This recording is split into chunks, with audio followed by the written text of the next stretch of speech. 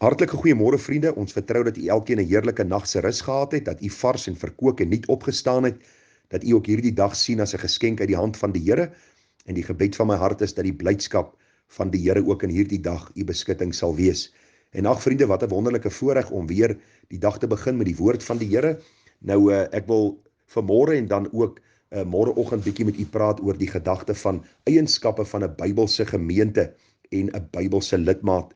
Nou ons lees daar in Handelinge 2 vers 47 dat die Here daagliks by die gemeente gevoeg het die wat gered is.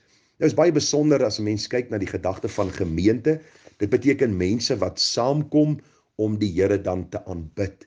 En wie is die gemeente? Dis nie die kerkgebou nie, maar elke individu wat deel uitmaak van hierdie plek van aanbidding. En ons gaan bietjie kyk na 'n paar eienskappe van 'n Bybelse gemeente en 'n Bybelse lidmaat. Nou in die eerste plek val ons weg deur te sê dat iemand wat deel van 'n Bybelse gemeente wil wees, 'n weergebore persoon moet wees. Waarom is wedergeboorte vir ons die enkel belangrikste saak waaroor ons so dikwels en so gereeld praat? Want u sien, die woord van die Here sê vir ons dat die Here daagliks by die gemeente gevoeg het die wat gered is. Nou in die eerste plek, vriende, moet ons sien dat hierdie daagliks by die gemeente gevoeg is mense wat gered word reg oor die wêreld, wat deel word van die onsigbare kerk van die Here Jesus, met ander woorde, die liggaam van Christus. Maar dan hierdie individue word ook deel van 'n plaaslike gemeente waar hulle gawes en hulle talente dan uitleef. Nou die Bybel sê dit begin alles by wedergebore. Wat beteken dit om weergebore te wees? Dit beteken eenvoudig dat ons almal in sonde ontvang en gebore word.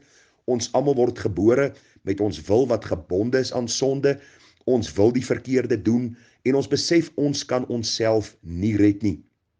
Daar is hoeveel mense wat al 'n nuwe blaadjie probeer omslaan het en wat oorprobeer het en gesê het maar ek gaan hierdie ding probeer los en daardie ding, en later het dit maar net uitgeloop op 'n groter lewe van sonde. So 'n wedergeboorte is wanneer die Here lewe in my siel bring, wanneer die Here hierdie dooie hart van my lewendig kom maak en vir my kom wys hoe sondig ek werklik is en dan vir my redding en genade kom gee. Hoe kosbaar om te weet, vriende, dat die Here ons uit genade kom red op grond van dit wat Christus Jesus aan die kruis kom doen het. Daar is nie 'n mens wat kan sê ek is weergebore en hy ken die Here Jesus nie as sy saligmaker nie. Daar kan nie iemand wees wat sê ek is weergebore, maar hy kan nie bely dat hy op 'n punt gekom het waar hy besef het hy's 'n sondaar en dan voor God in gebrokenheid gebuig het en sy sonde bely het en dan genade ontvang het nie. Die Bybel sê vir ons almal het gesondig en dit ontbreek hulle aan die heerlikheid van God. Maar ons lees ook baie duidelik dat God se barmhartigheid en goedertierenheid so groot is dat hy ons dan ook wil red. Daarom sê Efesiërs 2 vers 8 vir ons, want uit genade is julle gered deur die geloof. En dit nie uit julleself nie. Dit is die gawe van God, nie uit die werke nie, sodat niemand mag roem nie. Die vraag in hierdie môre is u seker u is weergebore en is u deel van 'n gemeente wat hierdie kosbare boodskap preek van wedergeboorte? Die tweede gedagte sien ons, wat is die eienskappe van 'n Bybelse gemeente? Dis mense wat volhard in die leer van die apostels of dan ook in die leer van God se woord. Handelinge 2 vers 42 sê vir ons baie duidelik, hierdie eerste gemeente na die uitstorting van die Heilige Gees het volhard in die leer van die apostels. Hoe kosbaar om te sien dat God sy woord vir ons gegee het en dat ons deur goeie eksegese ook by die hart van die teks kan uitkom om dan ook so die Here te kan verheerlik deur sy wonderlike woord. Die Here sê vir ons baie duidelik daar in 2 Timoteus 3 vers 16 en 17 dat die hele skrif is deur God ingegee en is nuttig tot lering, tot weerlegging, tot teregwysing, tot onderwysing in die geregtigheid, sodat die mens van God volkome kan wees vir elke goeie werk volkome toegerus. En ag, dit is so kosbaar om te weet dat God se woord vir ons daar is, vir ons gegee is, sodat ons daarin kan volhard. En daarom moet u 'n student van die woord wees. En u moet die skrif ondersoek en u moet seker maak dat dit wat u glo, wat u in die teks lees, dan ook Bybels ooreenstem met gedeeltes en ander gedeeltes in God se woord. Hoe kosbaar om God se woord in ons midde te hê. Daarom moet ons studente wees van die woord. En die Bybel sê vir ons in Johannes 14 vers 25, dit het ek tot julle gespreek terwyl ek by julle bly, maar die trooster, die Heilige Gees, wat die Vader in my naam sal stuur, hy sal julle alles leer en sal julle herinner aan alles wat ek vir julle gesê het. Kosbaar om te weet dat God se woord vir ons gegee is, om te ondersoek. Die Heilige Gees is gegee dat ons die woord beter kan verstaan.